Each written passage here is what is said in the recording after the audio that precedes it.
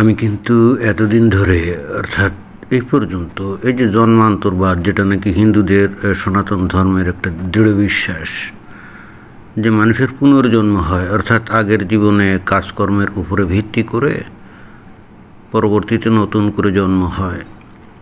অর্থাৎ কেউ যদি ভালো কাজ করে তাহলে ভালো জন্ম হয়, ভালো পরিবারে জন্মগ্রহণ করে, আর যদি কেউ খারাপ কাজ করে তাহলে খারাপ পরিবার এবং পরিবেশ বা জায়গায় জন্মগ্রহণ করে। এটাই জন্মান্তরবাদের মূল বৈশিষ্ট্য, কিন্তু এটাই। কিন্তু এটা ধরেন যে আমি নিজে কখনোই বিশ্বাস করি নাই, আর হিন্দুদের বাইরে যারা আছে তারা তো বিশ্বাস করেই না। বাট হঠাৎ করে কিন্তু আমাকে আমার এই ধরনের সিদ্ধান্ত বা যে জন্মান্তরবাদে যে অবিশ্বাস, এটা কিন্তু পাল্টাতে হলো, এবং এখন আমাকে দৃঢ়ভাবে জন্মান্তরবাদে বিশ্বাস করতেই হচ্ছে। মানে উপায় নেই, বাধ্য হয়ে আমাকে করতেই হচ্ছে। আসলেই জন্মান্তরবাদ সঠিক নেবে ঠিক আমি জানি না, কিন্তু আমাকে বিশ্বাস করতে হচ্ছে। অনেক হয়তো মনে করতে পারে যে এটা আবার কীরকম কথা, আপনি বিশ্বাস করতে কেন বাধ্য হচ্ছেন? ভাই, ওই যে পিড়াল যখন বিপদে পড়ে তখন গাছে চড়ে, ঠিক না?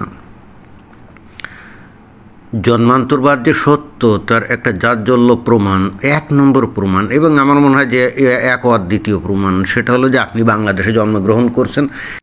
বাংলাদেশে জন্মগ্রহণ করা, এটাই হলো জন্মান্তরবাদের একেবারে অকাট্য প্রমাণ। এর পিছনে এমন কোনো যুক্তি কেউ দিতে পারবে না যে আমার যুক্তিটা ভুল হবে। যদিও আমি যুক্তিগুলো এখনও দিইনি, এখন দিব। তো যারা নাকি দর্শক শ্রোতা আমার এই বক্তব্য শুনছেন, নিশ্চয়ই নতুন আঙ্গিকে একটা বক্তব্য, আশা করি আপনাদের ভালো লাগবে, এবং অতঃপর এই যুক্তিগুলো আপনারা অন্য জায়গায় আপনারা উপস্থাপন করবেন, দাখিল করবেন। খালি শুনে চুপ করে বসে থাকবেন তা তো হয় না। তো আমি তাহলে একটা জিনিস দাবি করলাম যে আগে আমি জন্মান্তরবাদে বিশ্বাস করতাম না, এখন করছি, কারণ বাংলাদেশে জন্মগ্রহণ করাটা এটাই হলো জন্মান্তরবাদের একবারে অকাট্য প্রমাণ। কীভাবে? দেখেন যে বাংলাদেশে জন্মগ্রহণ আপনি করছেন, বস্তুত আপনার জীবনটা কত প্রকার হেল হতে পারে, কষ্টকর হতে পারে, অনিশ্চিত হতে পারে, কত রকম দুঃখ বেদনা, মানসিক যন্ত্রণা, শারীরিক যন্ত্রণা, অনিশ্চয়তা, অপমান, অপদস্থের শিকার আপনি কত প্রকার হতে পারেন, তার শতকরা 100% সম্ভাবনা সবসময় রয়ে গেছে, ঠিক না? তাহলে চিন্তা করে দেখেন, আপনি যদি আপনার যদি পূর্বে একটা জন্ম না থাকতো, মানে পূর্বে আপনি জন্মগ্রহণ না করে থাকতেন, এবং সেই জীবনে আপনি যদি খারাপ কাজ কারবার না করে থাকতেন, তাহলে কিন্তু কোনোভাবেই আপনার জন্মই বাংলাদেশে অন্তত হতো না। এটা কমপ্লিটলি ইম্পসিবল। এবং আগের জন্মে খুব খারাপ কাজ করছিলেন, মানুষের পিছনে লাগছেন, মানুষকে অনেক বিপদে ফেলছেন, মানুষকে অনেক কষ্ট দিয়েছেন, এবং ঠিক সেই কারণে আপনার শাস্তি পাওয়ার জন্যেই, অর্থাৎ আপনি আগে যে আকাম কুকামগুলো করছেন আগের জন্মে, তো ওইটার একটা তো শাস্তি আছে, তাই না? যেমন আপনি কর্ম করবেন আপনাকে তো তেমন ফল পেতে হবে।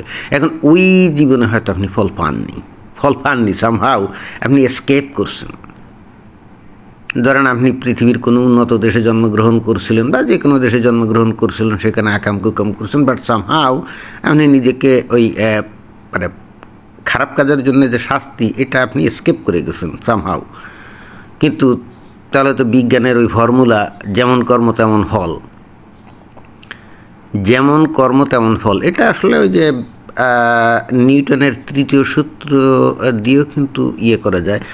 অর্থাৎ নিউটনের 3য় সূত্র বলে কি, যে অর্থাৎ প্রত্যেকটা ক্রিয়ার একটা প্রতিক্রিয়া আছে, তাই না? এই প্রতিক্রিয়াটাই হলো ফল, অর্থাৎ আপনি যে কাজ করবেন এটারই প্রতিক্রিয়া হলো ফল। অর্থাৎ প্রত্যেকটা ক্রিয়ারই একটা সমান প্রতিক্রিয়া আছে, যেটাকে আমরা অন্য টার্মে বলতে পারি যেমন কর্ম তেমন ফল। এখন আগের জন্মে আপনি কাজ করছেন, আকাম কুকাম বহুত করছেন, কিন্তু আপনি প্রতিফল পাননি, তাহলে তো বিজ্ঞান মিথ্যা হয়ে যায়।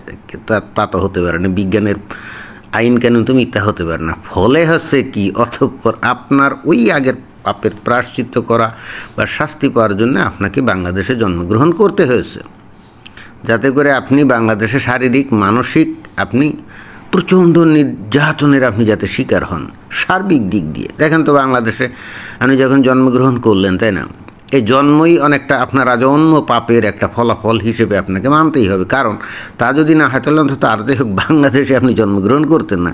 জন্ম থেকে শুরু করে এরপর যতদিন আপনি বেঁচে থাকবেন, আপনি দেখবেন যে আপনার কোনো মানসিক শান্তি নেই।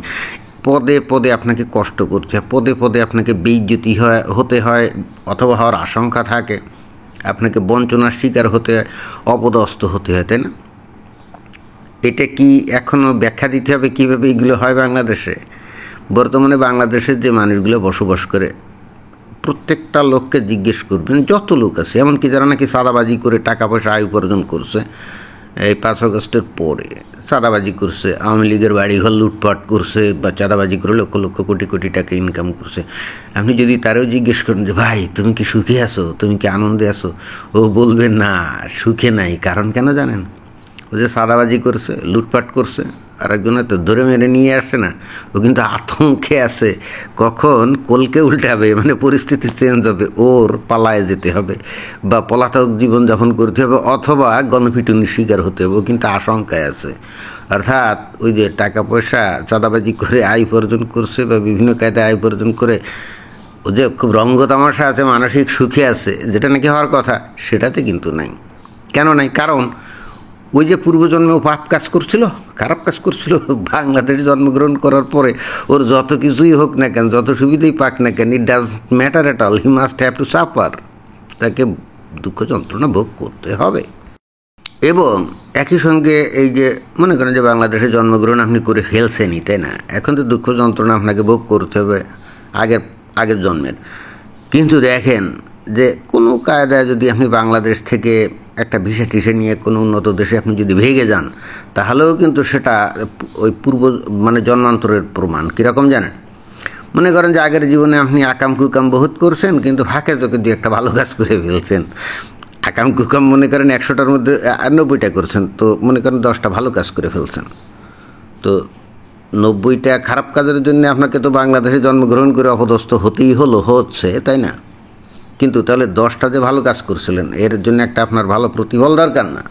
ওই জন্যে কিন্তু আপনি হয়তো আমেরিকার ভিসা পেয়ে গেলেন, ইউরোপের বা কানাডা, অস্ট্রেলিয়া বা অন্যান্য কোনো উন্নত দেশের ভিসা পেয়ে গেলেন, যাতে করে আপনি সেই দেশে মুখ করে চলে গেলেন এবং অতঃপর বাংলাদেশে আপনি ইজ্জত সম্মান হারানোর হাত থেকে আপনি রক্ষা পাইলেন এবং কষ্ট দুঃখ যন্ত্রণা মানসিক শারীরিক যে অপমান অপদস্থ আপনি হবেন, নির্যাতন হবেন, তা থেকে রক্ষা পাইলেন।